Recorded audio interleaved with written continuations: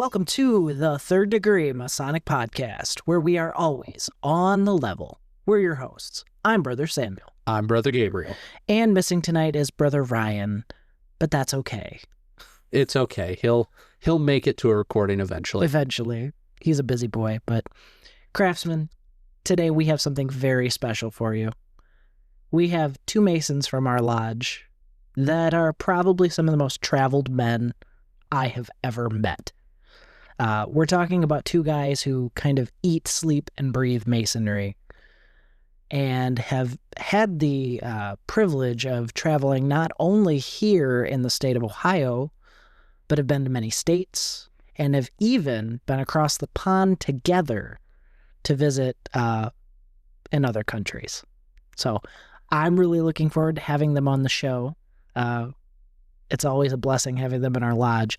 But I think you're going to find that the amount of wisdom and tips and tricks they have for traveling to other, not just other countries, but other jurisdictions or even other lodges and other districts in your area.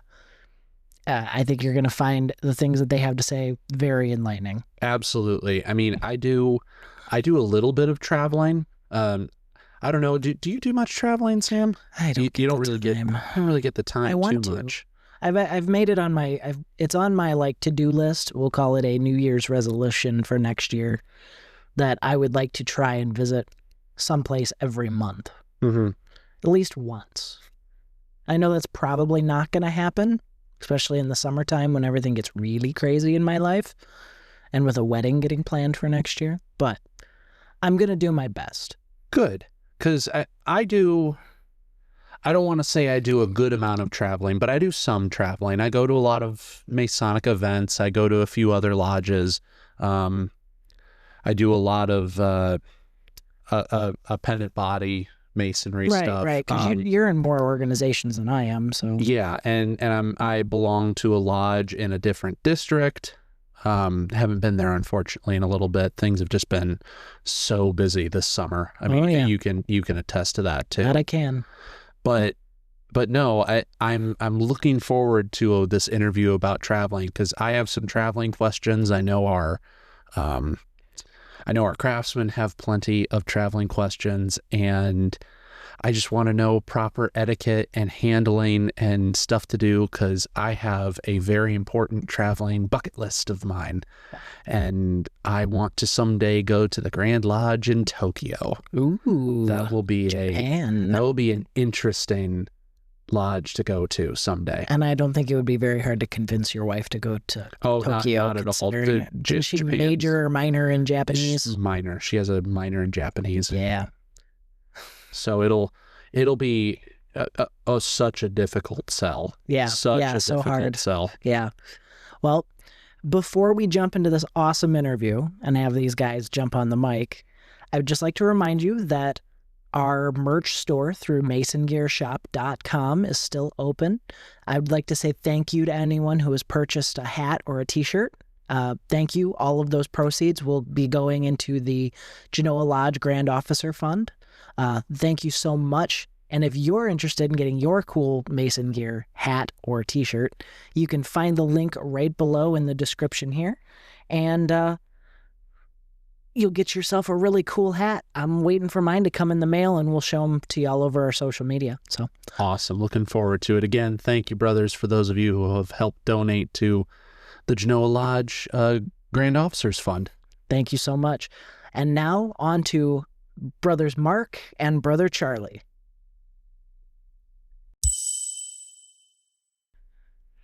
And today, I would like to welcome my Genoa Lodge brothers, Brother Mark Allred and Brother Charlie Murphy. Welcome to the show, brothers. Thanks for having us. How you doing? Good to be here. It's nice to have you guys back on. I know you guys had your own individual episodes, but I think it's going to be a hoot having you both on, because let's just say you guys are the Masonic pair in the 11th Masonic District. When one goes, the other goes. Try living with us. So I'm going to start with our first question, which is, what does it mean to be a traveling man? What do you think it means? We've often talked about one of the attitudes, not everywhere, but in some places in Masonry, is that Masonry begins and ends in your lodge. I mean, there are tons of guys who just don't ever go anywhere. And not to say that everything they do is wrong, that their experience of Masonry is wrong, but you just get a very small snippet of Masonry if you spend your entire life inside the walls of your lodge, and you cannot really begin to understand Masonry until you see it in action in many different places within your own communities and within different states and jurisdictions. Man, besides, seeing things done in a different way can give you ideas that will really help you to improve what you're doing and how you do it as well. It's something that a lot of people don't consider. You know, they think Freemasonry is within their four walls, and it's a lot more than that. Well, and I'm glad to hear you say that, because we had a big, long debate when we first started this question on what it means.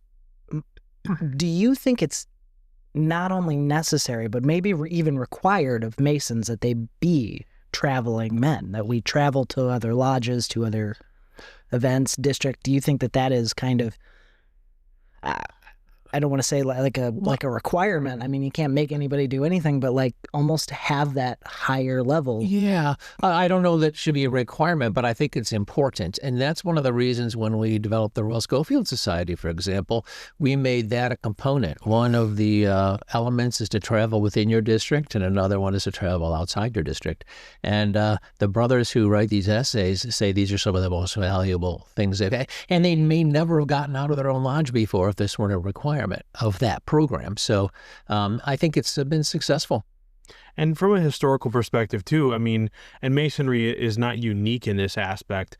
You think about religions or ideas, those always propagate by traveling and taking those ideas different places. I mean, a great number of Masonry's degrees were developed by people taking them around to different places and putting them on.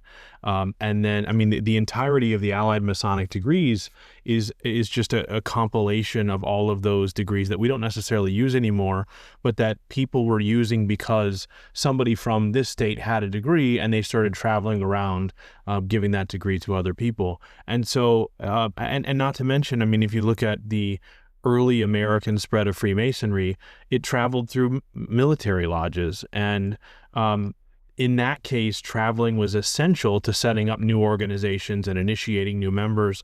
And then when the war was over and those men went home, they established their lodges in their communities as a result of them having traveled to go get those degrees in our organization. So I don't think, I mean, I think traveling is not optional in Masonry. I think if you don't travel in Masonry, you're not necessarily getting the full experience of Masonry. You've gotten the degrees, but you don't have that experience of full brotherhood that you would get by traveling somewhere else. Good point. Yeah, I actually really like that. So I would argue, at least in the 11th Masonic District, short of the Grand Master, you guys probably do some of the most traveling I've ever seen.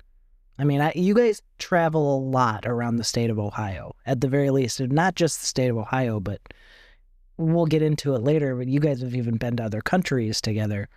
What is it about traveling that makes you guys so excited? What makes you decide, I'm going to jump in the car after work and drive 2 hours down south? Well, for me, for example, I remember when I was doing a lot of traveling in the state of Ohio, you're looking at a place and saying, oh my gosh, that's 4 hours away. I have to leave early. And you're thinking, do I really want to go? And so the whole way down, you're going, I can't believe I'm doing this. You get there, you get energized, you love the brothers, you love the experience. And on the way home, even though it's a 4-hour trip, you're saying, I'm so glad I did that. I'm so glad I did that. I'm so glad I did that when you're driving home. So you have to put it all into perspective and understand that it may seem like a big commitment, but what you get out of it is worth it in the long run. And, you know, traveling by yourself is fine. But I think one of the other benefits of traveling is getting several people in a car and going, because it's not just the experience that you have together at another lodge, but you have the entire trip to solve all of Masonry's problems. Right. And the amount of times that we've, I think, solved all those problems, I don't know why there are any problems left, to be completely honest. But when I first joined the lodge, I mean, Charlie and his father-in-law, Don Harrington, were doing that kind of traveling and asked me to go along, and I jumped at every opportunity that I could because, to as a young Mason, to have a past Grand Master in the car, but then also a Mason who'd been in the organization for 50 years, I think he boasted some kind of 800 inspection count that he'd been to over his career. That's an immense amount of experiences, and 800 different ways of looking at Masonry. And that was always something that I could ask any question, we could talk about any topic, and I had 2 or 3 different perspectives at all times on those topics. It's like having a guide almost, like a rabbi. Yeah. You can't do no wrong. You got somebody to walk you through the process. Exactly. And that's the entirety of the beginning of the degrees of Masonry, is that you have a guide, that you don't know anything about this organization because you're physically blind, but you're also, even after you receive your degrees, not particularly knowledgeable about Masonry. And even after you are technically a Master Mason, you still have to have a guide to show you their perspective of Masonry, or to help guide you to your perspective of Masonry, even though you've already technically gone as far as you can by our Masonic degree standards. And we all need guides. I mean, even today, we need guides. Even if we've been members 30, 40 years, been all over the place, we're still learning new stuff every day. One of the reasons I love going to some of these other lodges is, for degree work in particular, is it helps me hone my skills too. So I see other people doing it and I'm like, oh, maybe that shouldn't have been done that way. Or that's a great way of doing that. I absolutely love that. We can incorporate that. I was just talking in our last episode about how we plan to borrow some stuff from Oak Harbor when it comes to doing the Fellowcraft lecture. Some stuff watching Rod Fowler do, and I'm like, that's really cool. We need to do that. So, like, stuff like that, where you're just like, I would have never thought to do it that way. Yeah, absolutely. I've got a key to the building. We'd go there now. We could just steal it.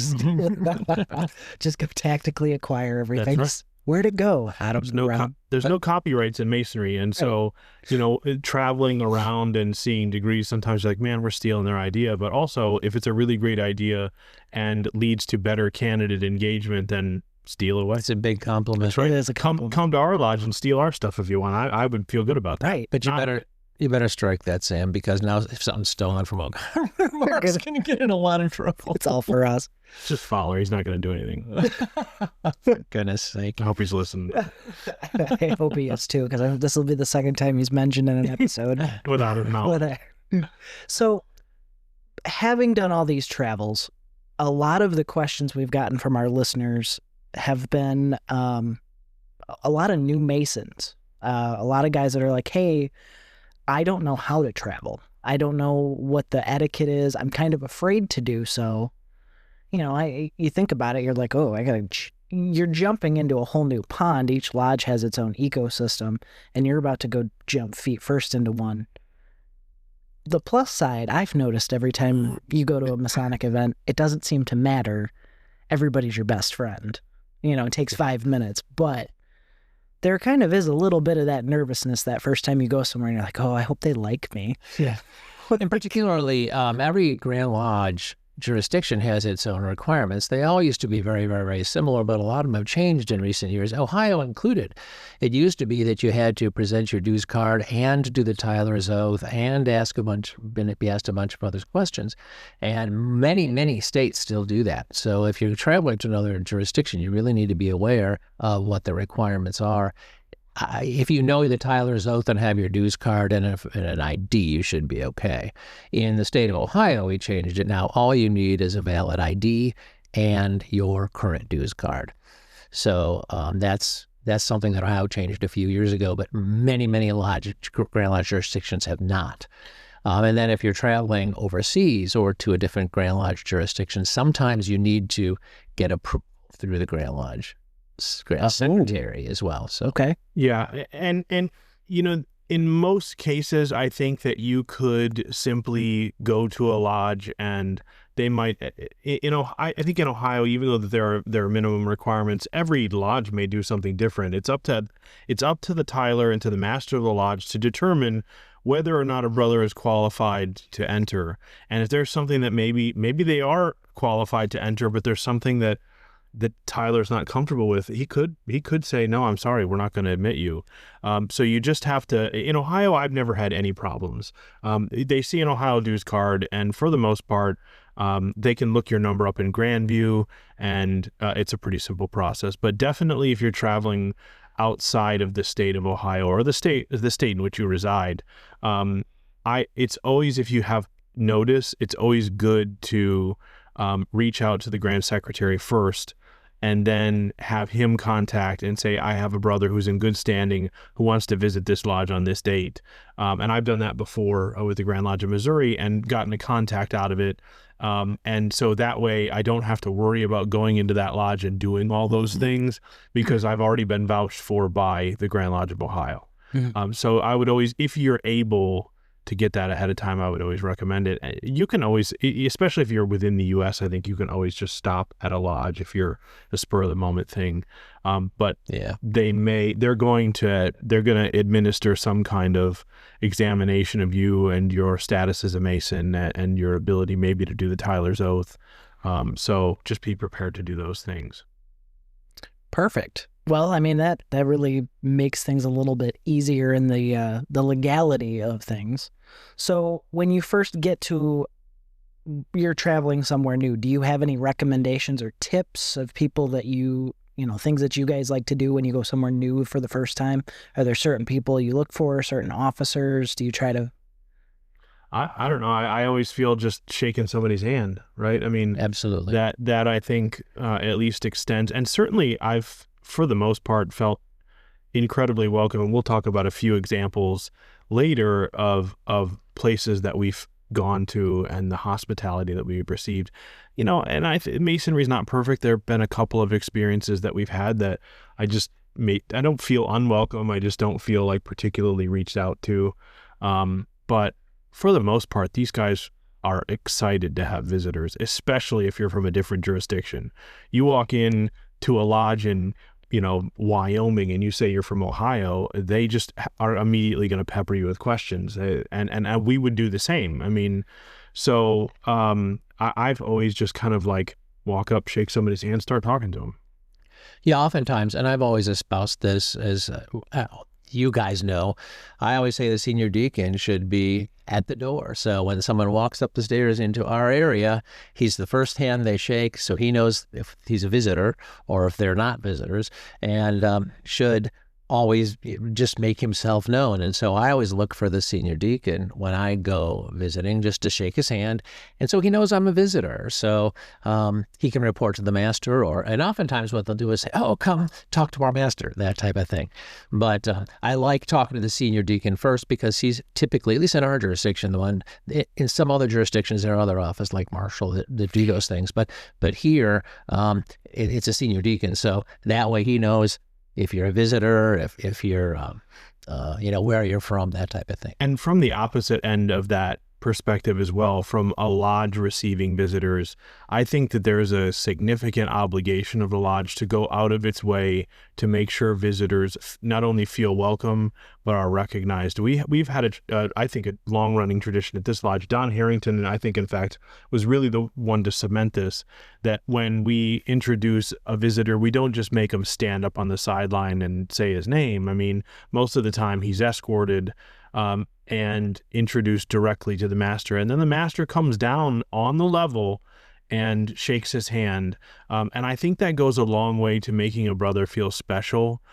Typically, we think introductions at the altar are reserved for dignitaries and Grand Lodge officers and all that kind of stuff.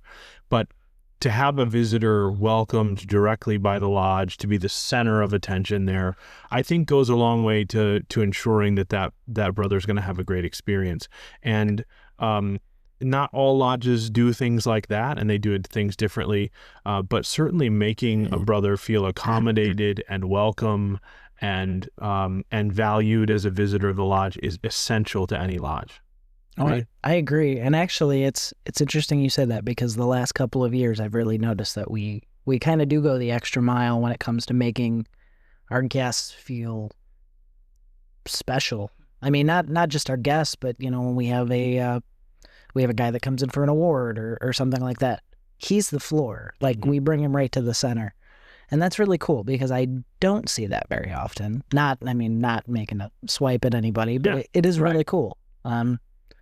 So, on top of that, is there any other tips you might give someone, bring cash, for dinner, stuff like that? The stuff you don't think of that, maybe, maybe you might want to MapQuest where you're going before you don't trust your GPS, because some of these lodges are in the middle of nowhere. We had a cash experience one time. We'll talk about that later. But when we were doing a visitation, and we were trying to make reservations ahead of time, and we had to bring cash. Yeah. It was not. That was the only way they Had to stop at a currency exchange. We did. Yeah, we did. Looking forward to hearing all about that. I would say, always bring an apron. You may have other jurisdictions that don't. They supply England is a great example of that. They supply every master mason with their own apron, and there's obviously our officer aprons, our master mason aprons, everybody gets their own individual one, and that's the one you bring to lodge.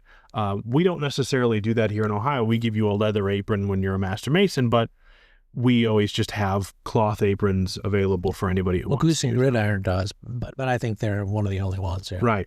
But in most cases, in a lot of these countries, if you don't have an apron with you, they may struggle to find an apron that you can wear. And so I would always tell people, bring an apron of some sort with you. Obviously, an apron, a dues card, and a driver's license or a state ID is usually sufficient in Ohio. But yeah, I mean, there are always, if a visitor came to our lodge and we were having a cash dinner and he didn't know about it, I mean, just give the guy dinner. Yeah, right. We don't sell food. We just make sure that our brother is able to join us in the dinner, and that's fine. I'll pay for him. Somebody will pay for him, In the big scheme of things, $12-15 is nothing compared to, the benefits you get from welcoming someone. Absolutely. And actually, it's funny you say that about the aprons. We didn't even think about it for Grand Lodge last year, that you have to bring your own apron to Grand Lodge. And then that is traveling. You're traveling, wherever you're going. It's technically counts as a foreign travels for the Royal Schofield too, if I'm correct. Right. Yes, it does. So even that, but we gave it and we're like, oh, we didn't bring an apron. We grabbed all this equipment. We didn't get an apron. So there's people selling aprons. They're like the little paper ones for $1, and you're like, yeah, this feels like scalping. Take my money, fine. I think it's always Chad Kopensky who posts on Facebook, "Have apron, will travel." Have apron, will travel. Yep. And I think that's a great phrase. Just grab your apron and travel. Now, the other thing I would ask people to consider too is, you may, unless it's a spur of the moment thing, you may want to contact the lodge, because sometimes you may show up and the lights may be off. I mean, yes, we've had those things happen before. A lodge changes its meeting nights and it doesn't get updated on a website or on the Grand Lodge website. And so you may, if you're traveling within Ohio, I believe the secretary is listed on Grandview for every lodge. And you should be able to contact them and just say, hey, I'd love to come visit. Are you guys meeting this Tuesday or whatever? And they'll usually let you know. Yeah, that would be awful. I mean, 2 hours I don't know if you, Charlie, when you were Grandmaster, I don't know if you ever traveled to a lodge, 2 hours away, and Yes, as a matter of fact, went for an inspection one time, and because I, was showing up in every district for inspections, and nobody notified me it wasn't happening, and I showed up. Ooh. And so the deputies and I talked about it later. I bet. We worked it out. I bet. But just communication's a huge issue, and Mark has a great point. Communicate with them in advance just to make sure everything's in order. Love it. And before we kind of take a quick break here, just talking about the state of Ohio, I mean, like I said, you guys kind of travel all over the place. Is there a place in Ohio that you guys 100% anytime they have something going on, you guys will make time to make 16th district, right? I mean, our neighboring district, I will travel to the 16th district as much as I can. I don't think in Ohio I've ever felt more welcome than I do in that district. Yeah. And not to say that the other districts aren't as welcoming, because we don't travel to them as much. But we've developed so many friendships in that area. And but even, I mean, the 5th district welcomes us. Absolutely. All the districts around us will welcome us, but the 16th district is where I've made some of my closest friends in the district. There are certain events too that a lodge may have that you're like, I go to this every year. And one great example is the Brotherhood Night at Forest City Lodge. I mean, every November, I've been going since 2001, I think, to that event, and every single year it's worthwhile, and it's a couple-hour drive, but it's absolutely worth it. But it's worth the time you put in to Absolutely. make it happen. It's worth the time that they put in to make it a success too. And so being there is not only supporting them, but it's also energizing myself when I go. And I think that's also another important point to remember. I've always told anybody who's been master at this lodge, if you support the district, they will support you, and that goes for other places as well. And Forest City is one of those cases. I think when Charlie was installed as master in 2019, they sent a delegation of brothers from Forest City Lodge to our lodge installation. That's right. And every time we see them places, they invite us to things, and we invite them to things, and it just fosters friendships that I could walk into that lodge now, and most people would know who I am just from us traveling back and forth. Of course, they'd stay away from you, but people they like, though, they welcome. And That's right. I do have one other question. I know you for a fact are, but are you guys members of any lodges outside of our jurisdiction? I thought you were a member of Utah. So You're a member of a lodge in Utah. Yes, I belong to it. It's a historical lodge in Utah. As a charter member of it, it was established in 2008. And proud of that. What's that like? So it's a historical lodge. So it's one that's based on history, and it's an educational experience. Okay. Which is a lodge. Very cool. Yeah. I just didn't know what that all entailed, because I remember you talking about it one time. It's fascinating. Unfortunately, distance precludes me from getting there almost ever. But if I have the opportunity and the means to do so, I'd love to go over there and I go to some of their meetings. I'm on the list of their list of charter. Well, yeah, but I mean their email list. So I do get notification of those things, and if I ever have the opportunity to go, I absolutely will. They say once you go to Utah, you'll never come back. It's just beautiful. Oh, it is. Yeah. It is. Salt Lake City. I went to Grand Lodge there, and it's unbelievable. I have a dirty little secret. Me and my coworkers watch the Mormon Wives show on Hulu, and every time it's got these backdrops of these mountains, and I'm like, I think I could maybe live there. Oh yeah, it's beautiful. Do I have beautiful. to be a Mormon to live there? The mountains or the wives? Well, Listen, listen. stay away from that in this venue here. Listen, Staff? you can come with me. It'll be fine. We can find you a wife. Uh-huh. And they're positive about masonry there. But no, that's awesome. And I look forward to when we come back from this quick break, talking about some of your guys' travels that really stand out to you. So There's a lot. There's a lot. We'll be right back. If you're in the market for even more awesome Masonic content, check out this clip from the traveling man himself, Brother Jim Hall. Are you a seeker of the light, history, and the deeper meaning behind Freemasonry? Then tune in to the Traveling Man Masonic Podcast, where brothers come together to share their journeys, traditions, and insights from lodges across the world. Whether you're a seasoned Mason or simply curious about the craft, this podcast brings real stories, candid conversations, and Masonic wisdom straight to your ears. Find the Traveling Man Masonic Podcast on Spotify, Apple, or wherever you get your podcasts. Travel well, brothers.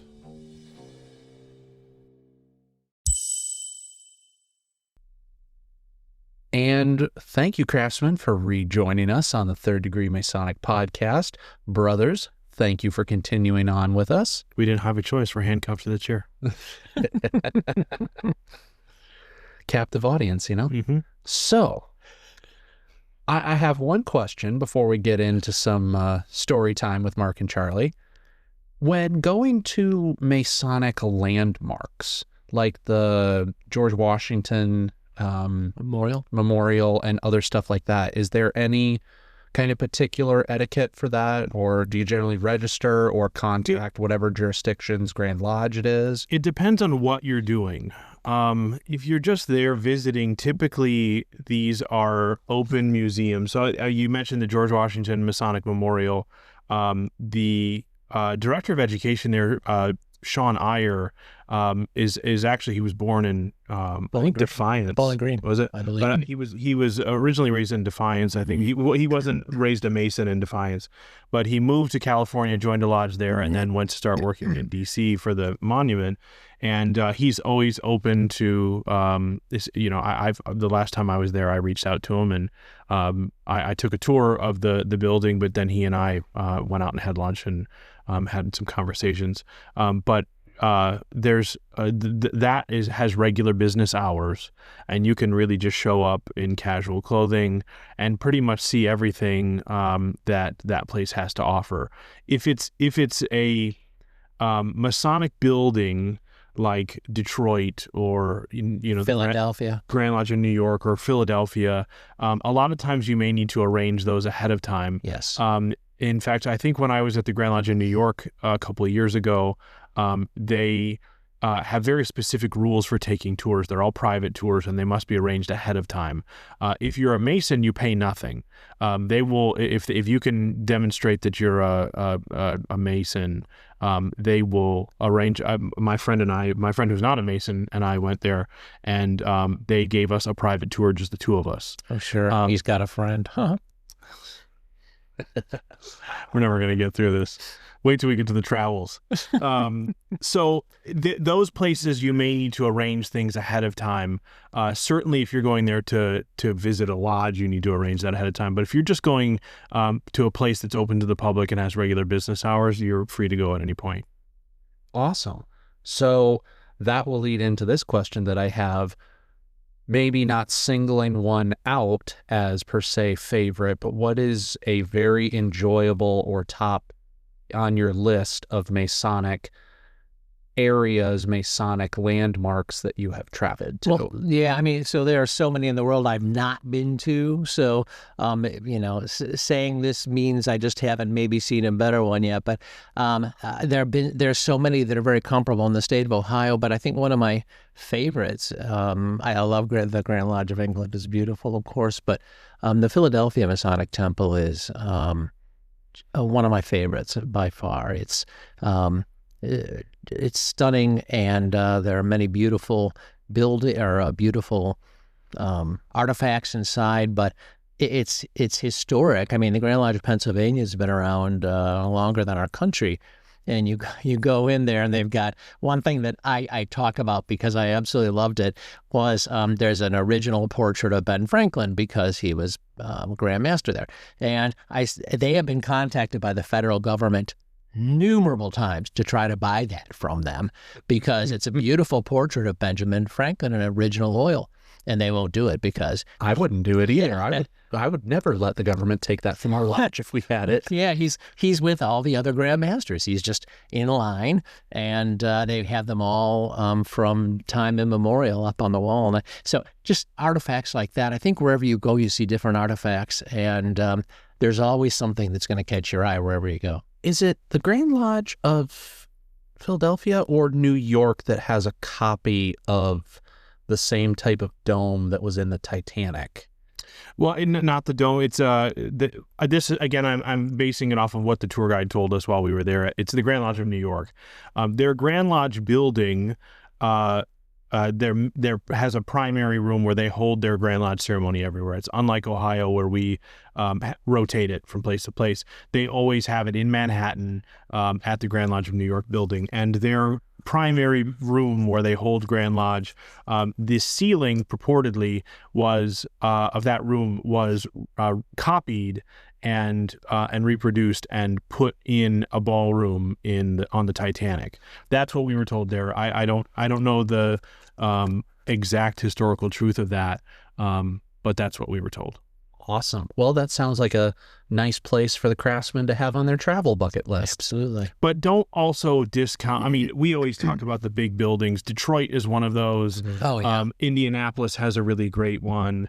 And you can go across the world and find these huge, beautiful, ornate Masonic monuments. But don't discount the small lodges. I mean, sometimes you find the heart of Masonry in a town that has 1,000 people and maybe 50 members of the lodge, and those can also be places where you can find a significant amount of meaning. Maybe they don't have George Washington's apron, but they have the spirit of George Washington in their lodge. Absolutely. Good. I love point. that. Good That's, point. That's a great mentality to have about that. So, I think what we've all been waiting for is coming up. I have to ask you guys, what are some of your favorite traveling stories for the craftsmen to hear? I think we have to start with the 12th District. I think that, to me, is one of the most memorable experiences. And where's the 12th District? Shady The River exact opposite part of Ohio that we're in. Oh, okay. If you can throw a rock and hit West Virginia. Yeah, Ohio, has that little point at the bottom. It's down there. Yeah. So at this point, I think I'd only been a Mason a couple of years, and I had not started teaching full time. I was substitute teaching, and so I had a little bit more freedom during the week to go longer distances if Charlie called and wanted to go someplace. And so he called one day and said, "Hey, I'd like to go. I'm an honorary member at this lodge. The Grand Master is going to be there. It's Shade River Lodge in Chester, Ohio, and I would love to go." To this lodge, to their inspection. They have a dinner, and then they're doing a fellow craft degree, and then we'll head home. And I said, perfect, I'd love to go. I've never been to the 12th District, and I just assumed that we're the 11th, and so the 12th must be near us. And if you look at the map of the districts in Ohio, and I think you can find that on Grandview, the way in which the districts start in southwest Ohio in Cincinnati with 1, and they move up the state to the north to hit 5, and then it starts with 6 back down on the other side of Cincinnati and goes up to 11. And so there's like these sort of vertical lines that go from west to east. And so the 12th District is the exact opposite corner of the state that we're in. But I didn't know that at the time. And I said, where should we meet and what time? And at that point, our usual meeting place was the French Quarter in Perrysburg, God rest its soul. And I said, what time should we meet there? And he said, I suppose about 1 o'clock. And I said, and this is a weekday, and I said, what time's the inspection? He said 7. And I just was kind of flummoxed by that idea. And I said, I said, I'm assuming there's a dinner. And he said, yeah, it's at 6. And I said, so it's going to take us 5 hours? And he said, no, about 4. But I want to allow for a little bit of extra time. And there was no easy way to get there, I don't think. I mean, it was definitely 4 hours. And we got to this town of Chester, Ohio, and I think there's like one blinking stoplight. There was a post office and a Masonic lodge, and I think that a couple of homes, and that was about it. But we got up to this lodge, and there were 120 people at that inspection. Many of them in bib overalls, and saw an incredibly impressive degree, had a great dinner, and then turned around and headed home. And I think we got home, I don't know, 2-3 o'clock in the morning, something like that. But it's not necessarily about the experience that we had during the degree. I think we've told that story probably about 100 times. Anybody who will listen or won't listen, we tell that story to anyways. It's just, you think about driving 8 hours in a single day to attend a fellow craft degree, a degree we've all seen 100 times mostly, or more than that probably. But that's one like really significant traveling memory that sticks out from like the first couple of years that I was a Mason. And I may have regretted it waking up the next morning to go to work or whatever I had to do, but I never regretted going to that lodge. It was such a great experience. Yeah, and wherever you go, I mean, the brotherly love is evident, and it definitely was there. I mean, we could never have felt more welcome. They didn't know us from Adam, well, for the most part. I'd been in that district before, so some of the guys knew me or knew who I was, but it didn't matter. Everyone who walked into that lodge room, all 100 and whatever number there were there, felt like a brother, and you felt the brotherly love there, and it was awesome. Yeah, and on the side we also had most were for Brother Jim Easterling was Grand Master that year. We were talking about the other day, but also most were for Brother Ron Winnett was there, and there were just guys that we had already met and already knew. And so that's the funny thing: you can drive 4 hours in Masonry. You can drive longer than that sometimes, but you can drive 4 hours in Masonry and still see people that you know because of the travel. Mm-hmm. And I don't know that I would, I do know every year the 12th district advisor and I sit next to each other at Grand Lodge, because that's where Grand Lodge puts us. And so you meet these people and maybe you see them once or twice a year, but they're the same as any other brother and they do anything for you. And you would never have met them. We would never have met them if we didn't decide to drive 4 hours each way in one single day just to go to a fellow craft degree. And it was a great ham loaf dinner too. It was a good it's ham loaf. If you've never had ham loaf, it's great.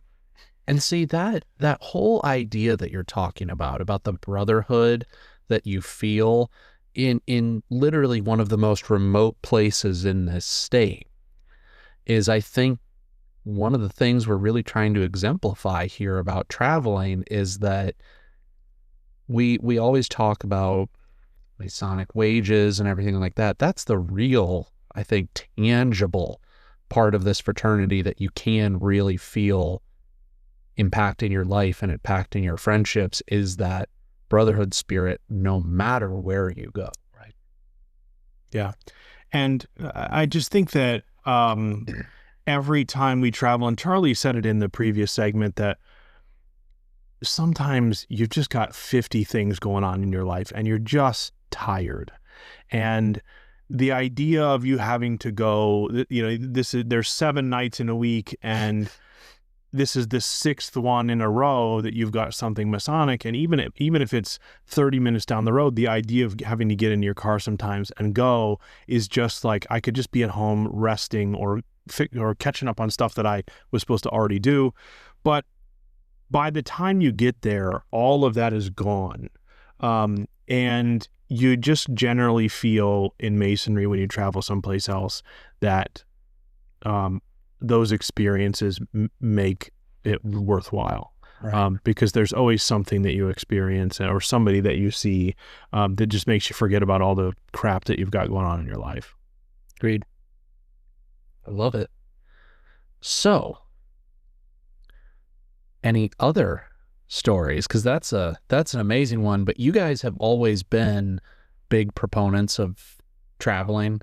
You always talk about it. You always announce events coming up, and you've always shared with us some interesting stories before. So I know you guys have 100 different stories you could tell, but like that's, Mark, I would say that's probably your best early traveling experience in Masonry. But what really do you think sticks out for you and for you, Charlie, as the best traveling experience you've had so far? Well, I've got to say, and I don't know if Mark will agree with me, but we were together. We did go to England and did the Grand Lodge of England thing, and we had planned to try to get to a Masonic lodge, and we were there. We did not make it, but we did make it to the Scottish Rite, and they had degrees going on, and we were treated like royalty. I mean, it was unbelievable how welcome we felt. This is the segment we were talking about, too, where I wanted to pay for dinners ahead of time, and they're like, no, we only take cash. So we had to go and get money put into British pounds so we could pay them for dinner when we got there.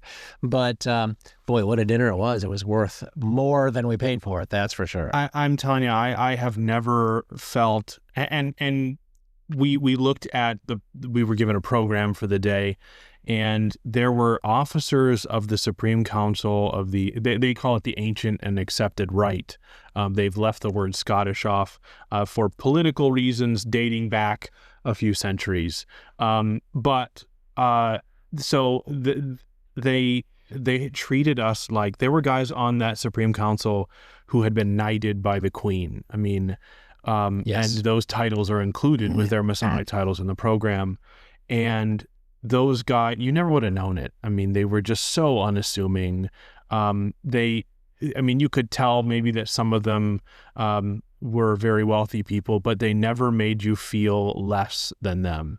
Part of that story that I always love to tell is at that time I was an officer in the Scottish Rite here in the Valley of Toledo, and the top 3 officers in each body are provided with a golden hat, and by gold it's a little more yellow than gold.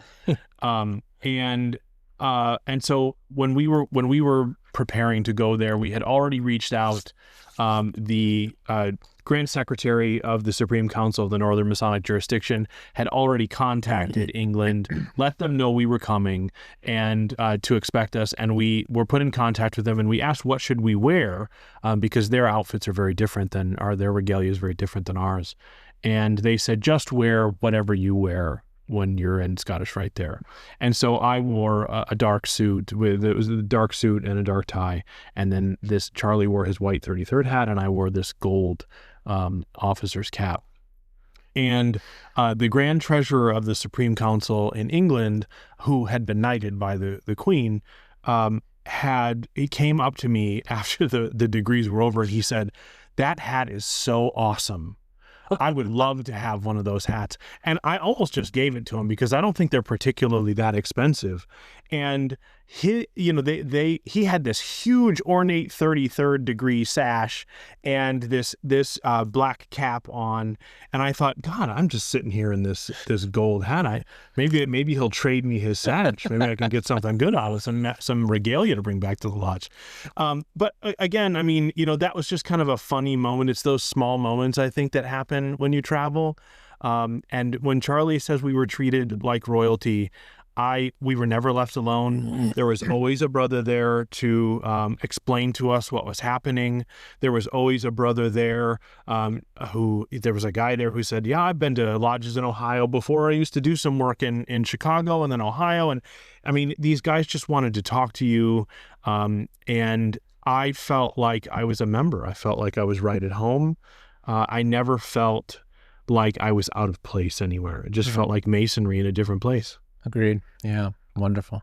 I'm so glad to hear that, because I know we talked in the previous segment a little bit about contacting your Grand Secretary when you're going to travel, and you guys explained it, contacting them. And I was going to ask you, how does it work like that, traveling to a completely different country's jurisdiction? But I loved what you said about how they had a brother that was just sitting with you the entire time, that was talking with you, because I imagine things in England's jurisdiction have to be radically different than they are here. We in Scottish Rite, yeah, there are a lot of differences. But it's interesting. I'll share another little story. We were looking at watching the 30th and 31st degrees, and they're vastly different than the degrees here in Ohio of those same ranks in Scottish Rite. So afterwards, I think Mark or I or one of us said, boy, it was Mark, said, boy, those are very different from our degrees. Where did you get them? And they said, we got them from you.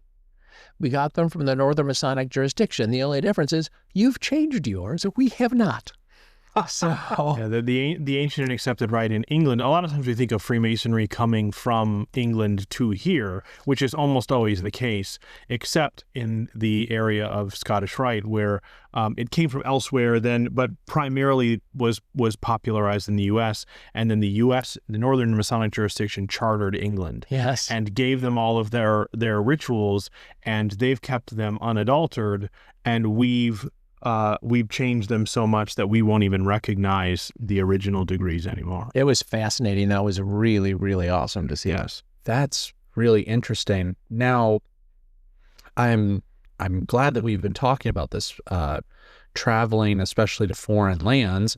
Because it helps people with Royal Schofield Society. Does that, I assume, traveling to an absolute very foreign land counts as? Oh yeah, we've had submissions from Scotland. Guys have been to Scotland, to Canada, to Australia, submitting these foreign lands, the submissions to the Royal Schofield Society. They're fascinating.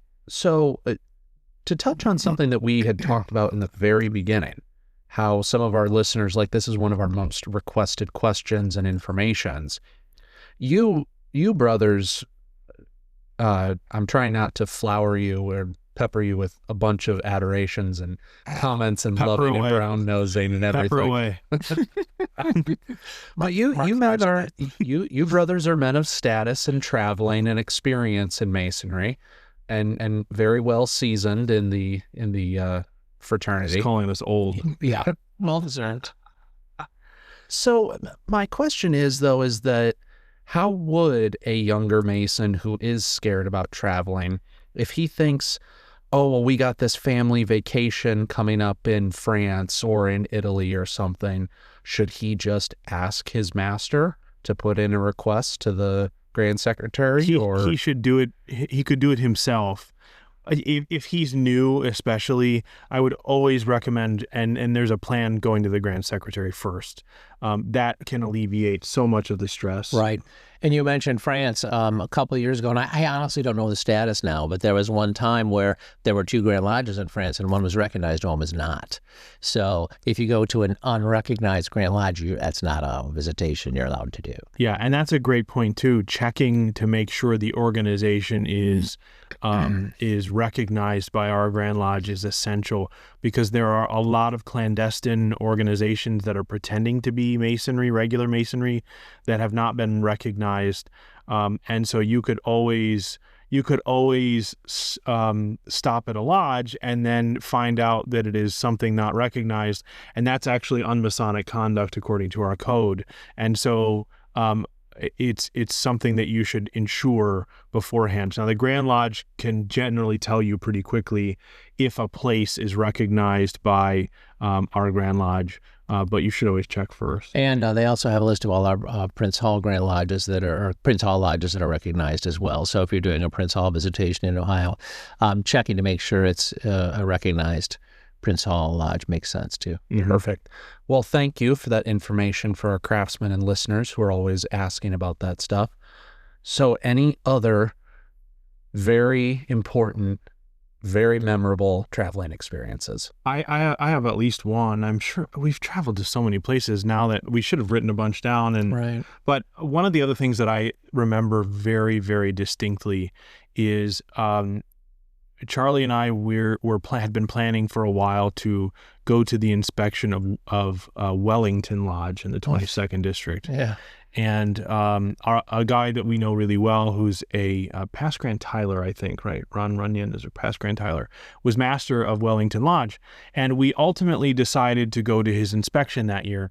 And as it's probably about an hour and a half from here. I would say. We were about 20 minutes away from Wellington, and we got a phone call from another brother out of a completely different district who said the Grand Masters just shut down all Masonic organizations because of COVID. And we were out there at that point, somewhere near Wellington. This was almost in Lorain County, maybe. Right. And we had to stop the car. I pulled over. Charlie called the master to confirm it, and he said, yes, indeed, that's happened. And we had to turn all the way around and come back home. And on the way home, I just remember we were like, well, should we just go get something to eat? Right. By that time, everything, the rest stops, anything on the turnpike, all of that stuff had been shut down. And I just remember like thinking to myself, and at that point we did not realize how long it was going to last, but just thinking like, this part of my Masonic journey of traveling that has been so significant, is we can't do it anymore. I mean, we just lose all those connections. And I'll never forget, having to turn the car around and get back on the turnpike and haul all the way home because, Masonry was coming to a standstill as the rest of the country was too. I know that had to be some, it was odd experiences everywhere around when the lockdown notifications came through. Right. I remember, just a little side bit, we were at a reenactment when that happened, and it was wild when we got it because some people didn't know what to do because some people had flown into the state for that reenactment and they had no idea how they were going to get home. Right. So, and in the middle of all of that, there were some periods of Masonic activity that we were allowed to have. And I remember one of the times that I decided to travel, that something was open. The Detroit Masonic Temple was doing a movie night at the temple as a fundraiser for the museum and library. And Rob Moore, who's the director of the museum and library at the Detroit Temple, had sent me an invitation, I think.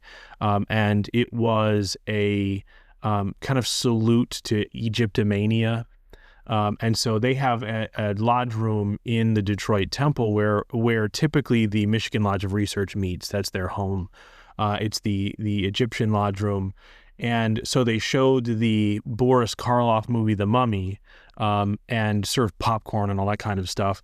And it wasn't exactly Masonry. The public was allowed to come, but in the middle of all of that, to be able to go up to what I think is one of the most striking Masonic buildings, in one of the most striking rooms in that building, and just kind of like talk about Egyptomania and how in the 1920s, a lot of these organizations were building things that were Egypt related, and you can travel around. New York has one, Defiance has one, right? There's a lot of like Egyptomania things that were built in the 1920s, Right. Off of that style. And so it was just kind of a great memory for me traveling, because I had just gone by myself, but it was just great to finally be like back in Masonry after having so many months of just sitting in front of a computer and seeing your brothers on a screen. I love that. So, Charlie, I know you had earlier made a comment about not having the largest sample size of Masonic places you've been because there are other landmarks and other things you haven't been to. I have to ask, what is on both of your Masonic traveling bucket lists? I never know until it happens. Honestly, I'm going somewhere. I'm like, oh, there's a lodge. I'm going to stop by. I remember I went to Bermuda in 2019 I was on a cruise, and I looked from the cruise ship out into Bermuda, Hamilton, I believe it was, and I saw the square and compasses up there somewhere. So I told my wife, I said, so we're going over there. We're going to find that place and take some photos, which we did. And so sometimes they get you at the last moment. You never know. And I mean, speaking of cruises, we talked about England, but right after we were in England, we went on a cruise to Norway. And while we obviously were only in a lot of these cities during the day, we always made it a point to find a lodge. Not that we could go in because there was nobody there, but I took several pictures of the lodges in Norway. I think there were a couple of them. The following year, we went to Alaska, and I mean, I think the lodge in Ketchikan is always like on anybody's picture list who is a Mason who goes on an Alaskan cruise. It's not a particularly remarkable looking building, but it's very large for an Alaskan town, and it is incredibly visible as soon as you pull into port. It's bright blue. Yeah, bright blue. Just says Masonic Temple in lettering on the front, and so I think we saw one in Juneau. We went to White Pass #1 in Skagway, Right. and got pictures of the front of that building. There's just kind of a giant wooden square and compasses nailed to the entire front of the building. And so just being able to see, even if you can't go in, being able to see what these lodges look like in different parts of the world is important, because some of these places have lodges with buildings that are, much different than you would find in a major American city. I mean, a lot of these were simple, in Alaska anyways, were simple wood buildings, and weren't necessarily as ornate as you'd find in Detroit or Philadelphia or New York. Yeah, but interestingly, also, there are certain locations you go across the world where they're hidden. The lodges are hidden. You'll never see them because there's so. That's a good example.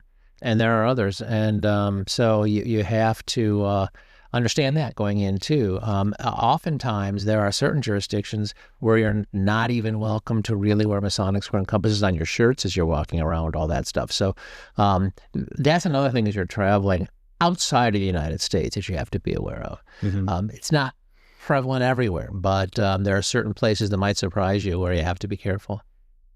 I would just say in general about our traveling experiences is, I don't think that one of the things I always say about Masonry is that it brings together unlikely people. And without Masonry, I doubt that Charlie and I would ever have met, let alone have anything in common. Traveling early in Masonry, I think, gave me really early unique perspectives to be able to look back and say, you know what, I remember a few years ago we were traveling in to this lodge and this happened, and maybe we can replicate something like that. Or they've got a really great event down there, but we don't really have those kinds of things here. Maybe we should bring that here. And I just think put aside all of your anxieties and fears about traveling, but also if you're a seasoned Mason and you've got new members in your lodge, take them places. Offer to say, look, I'm going to this place anyways. Why don't we meet here? Jump in my car and just come along. Yep. Because I don't know that, like, I'm pretty much a self-starter. I think I probably would have traveled eventually anyways, but I don't know that I would have traveled that early because I just didn't know how to do that. And so I think we can give as much advice on here as we want, but it's really up to the experienced members of the lodges who know how to do these things to provide these experiences to their members. If you do that, what I promise you'll find is a much more well-rounded member, somebody who's more likely to come back. And you have a lot of things then to talk about on the ride home. We've been to many lodges where things just don't go like they're supposed to. And that, Masonry is not a perfect institution. It's inhabited by men who are imperfect, but that gives you opportunities then to help most of us are imperfect. Some of us. Right, exactly. He's not very humble. But it does give you opportunity to then perfect yourself. You know what I mean? You have this opportunity to reflect on what doesn't work and ensure that doesn't happen in your own Masonic lodge or Masonic career. Absolutely, yeah. I don't think I could have ended this segment any better way. We probably have some more insults we could throw at each other. That would help. You always do. And I'm so nice to you all the time. Charlie, do you have condensed, quick tidbit and inspiring thoughts about traveling for our craftsmen? Nothing in particular except, and Mark hit the nail on the head.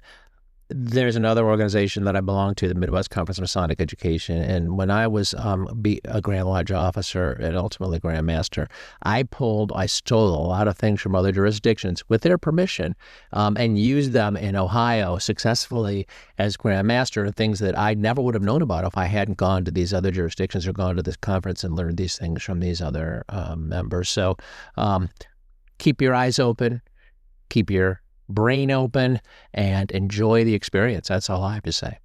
Wonderful. Thank you, brothers. All right, craftsmen. Thank you very much for joining us and listening to us here at the Third Degree Masonic Podcast. This has been your host, Brother Samuel, your co-host, Brother Ryan, and me, your co-host, Brother Gabriel. Thank you again most worshipful brother Charlie Murphy and right worshipful brother Mark Allred. Thank you very much for the interview and the stories and the guidance for our craftsmen. And remember, craftsmen, Keep your working tools in order. And always be on the level. thank you.